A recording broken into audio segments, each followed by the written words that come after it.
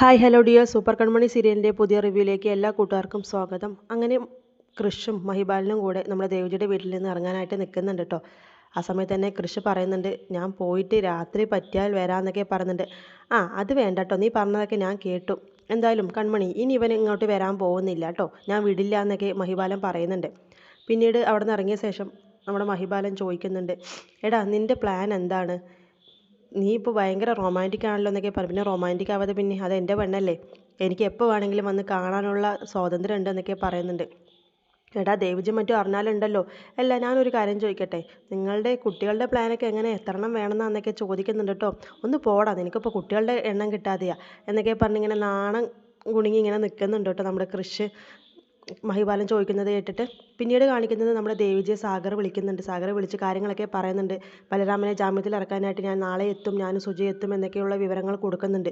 ദേവിജി ഇതൊക്കെ ആയിട്ട് ആകെ അന്തം വിട്ട് നെട്ടിത്തെറിച്ച് നിൽക്കുന്നുണ്ട്. ഇപ്പം എന്താ പെട്ടെന്ന് ഇങ്ങനെ ഒരു തീരുമാനം എന്നൊക്കെ ചോദിക്കുന്നുണ്ട്. അപ്പോൾ കൃപയുടെ ആവശ്യപ്രകാരമാണ് വരുന്നത്, ഇതിനൊക്കെ നിൽക്കുന്നത്. ആൻറ്റി അമ്മയ്ക്ക് ഈ കാര്യം അറിയാമെന്നൊക്കെ പറയാൻ കേട്ടോ ദേവിജിയോട്. അങ്ങനെ പിന്നീട് ദേവിജി ഫോൺ കട്ട് ചെയ്തതിന് ശേഷം കൺമണിയോട് പറയുന്നുണ്ട്, കൺമണി ഞാൻ ആകെ ഇപ്പോൾ ഒരു പ്രശ്നത്തിലാണ്, എനിക്ക് കൃഷിൻ്റെ കാര്യം ആലോചിച്ചിട്ടാണ് പേടി. ആ ബലരാമനെ ജാമ്യത്തിൽ ഇറക്കാനായിട്ട് സാഗർ തന്നെയാണ് എത്തുന്നത്. പക്ഷേ അത് ഏതൊക്കെ രീതിയിൽ ആപത്തുകൾ ഉണ്ടാക്കുമെന്ന് ഒരു പിടിയില്ല എന്നൊക്കെ പറയുന്നുണ്ട്. ഇതൊക്കെ കേട്ട് കൺമണിക്കും ആകെ ടെൻഷൻ ആവുന്നുണ്ട്. പിന്നീട് കാണിക്കുന്നത് നമ്മുടെ മാനസയെ ആൻറ്റിയമ്മയും കാണിക്കുന്നുണ്ട്. മാനസ ഓഫീസിലുണ്ടായ കാര്യങ്ങളൊക്കെ നമ്മുടെ ആൻറ്റിയമ്മയോട് പറഞ്ഞതിന് ശേഷം ആൻറ്റിയമ്മ പറയുന്നുണ്ട്, എടി നിനക്ക് ആ കൃഷിനെ കുറച്ച് ദിവസം മാറ്റി നിർത്താൻ കഴിയുമോ, എങ്കിൽ നമുക്ക് ആ കൺമണി ഒരു പൂട്ട് കെട്ടിക്കാമെന്നൊക്കെ പറയുന്നുണ്ട്.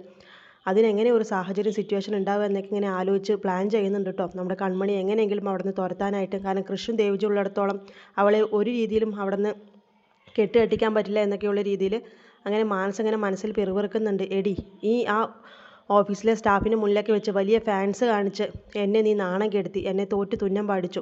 എന്തായാലും നിന്നെ അധികം നാൾ ഞാൻ ഇനി വാഴാൻ വിടില്ല, ഈ മാനസ ആരാണെന്ന് ഞാൻ നിനക്ക് കാണിച്ചു തരും എന്നൊക്കെയുള്ള രീതിയിൽ ഇങ്ങനെ മനസ്സിലിങ്ങനെ വെല്ലുവിളിക്കുന്നുണ്ട്. കൺമണിക്കെതിരെ എന്തൊക്കെയോ പ്ലാൻ ആൻറ്റി അമ്മയും മാനസയും കൂടി തയ്യാറാക്കുന്നുണ്ട് കേട്ടോ. വലിയ രീതിയിൽ തന്നെ ഒരു തർക്കവും വാക്കുപോരൊക്കെ നടക്കാനായിട്ട് പോവുകയാണ് നാളത്തെ എപ്പിസോഡിൽ.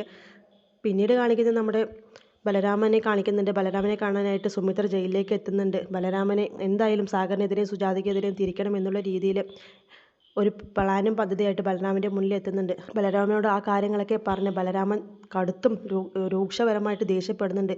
സാഗറും സുജിയും ആരാണ് എന്നുള്ളതല്ല എനിക്ക് പ്രധാനം, എൻ്റെ അച്ഛൻ്റെയും അമ്മേൻ്റെയും ആഗ്രഹം നിറവേറ്റി തരിക എന്നുള്ളതാണ് എൻ്റെ വാശി, അതിനെ നടത്തി തന്നിരിക്കും, അമ്മ ഒന്നും കൊണ്ട് പേടിക്കേണ്ട എന്നൊക്കെയുള്ള രീതിയിൽ നമ്മൾ സുമിത്രയ്ക്ക് വാക്ക് കൊടുക്കുന്നുണ്ട്. സാഗറിനെ ഇല്ലാതാക്കിയിരിക്കും എന്നൊക്കെയുള്ള രീതിയിൽ.